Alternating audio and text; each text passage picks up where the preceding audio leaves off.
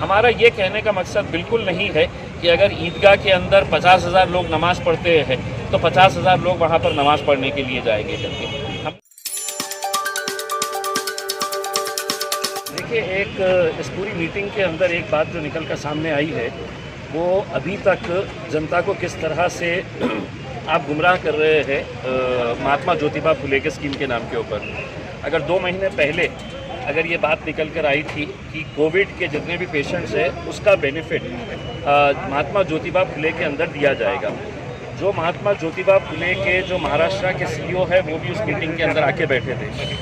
तमाम लोक प्रतिनिधियों ने, मैंने ये सवाल उठाया कि अगर मुख्यमंत्री ये कहते हैं, सरकार ये कहती है और आरोग्य मंत्री भी ये कह रहे हैं कि कोरोना के जितने पेशेंट्स हैं उनको इसकी सुविधा दी जा रही है, तो उन्होंने जानकारी ये दी है कि औरंगाबाद के अंदर कितने हॉस्पिटल्स हैं जिसको महात्मा ज्योतिबा फुले के अंदर इंक्लूड किया गया।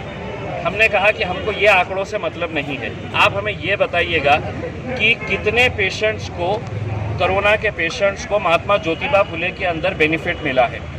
ये आंकड़ा वो बता नहीं सके। उन्होंने ये आंकड़ा बताया है कि महात्मा ज्योतिबा फुले के अंदर हमने 400 करोड़ के से ज़्यादा दे दिए हैं करके।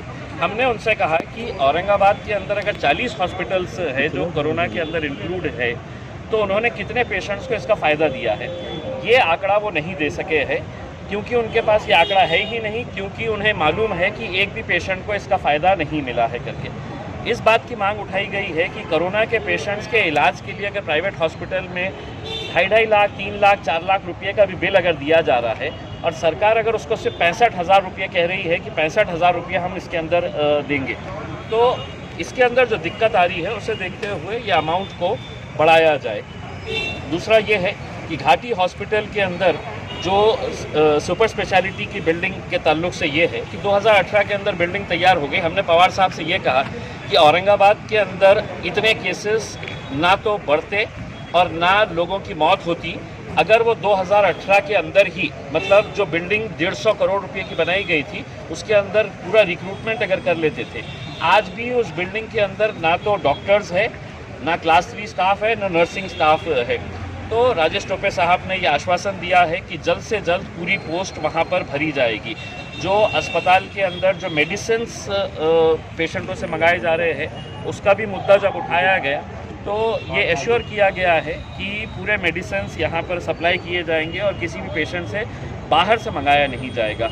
एक मुद्दा हमने ये भी उठाया है कि 2013 के अंदर जो 200 बेड का हॉस्पिटल सैंक्शन हुआ था उसके लिए अब ज़मीन सैंक्शन हो गई है, लेकिन पीडब्ल्यूडी बड़ी धीमी रफ्तार से है तो उसको आगे बढ़ा रहा है। शरद पवार साहब ने, राजेश टोपे साहब ने कलेक्टर साहब को आदेश दिया है, चूँकि ये डेवलपमेंट का मुद्दा है, इसको प्रायोरिटी के ऊपर लेकर जल्द से जल्द वो हॉस्पिटल मुकम्मल किया जाए। सवाल है कि शरद पवार साहब आज ये बताया कि ईद जो है अपने घरों में मनाएं और नमाज जो है वो भी अपने घरों में ही करें। जी, हम भी घरों की ही बात कर रहे हैं।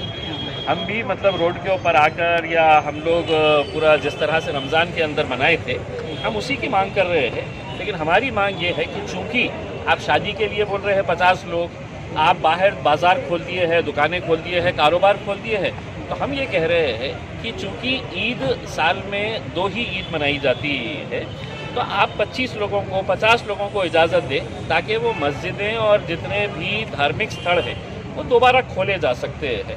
हमारा ये कहने का मकसद बिल्कुल नहीं है कि अगर ईदगाह के अंदर 50,000 लोग नमाज़ पढ़ते हैं तो 50,000 लोग वहाँ पर नमाज़ पढ़ने के लिए जाएंगे करके। हमने कहा कि कम से कम 50 लोगों को, जैसा आपने शादी के लिए इजाज़त दिए हुए हैं वैसा ईद के लिए, और ज़्यादा से ज़्यादा अगर पूरा वक्त अगर लगता है एक इबादत करने के लिए तो 10 मिनट से ज़्यादा का वक्त नहीं लगता है। हमारा ये कहना है। ओके।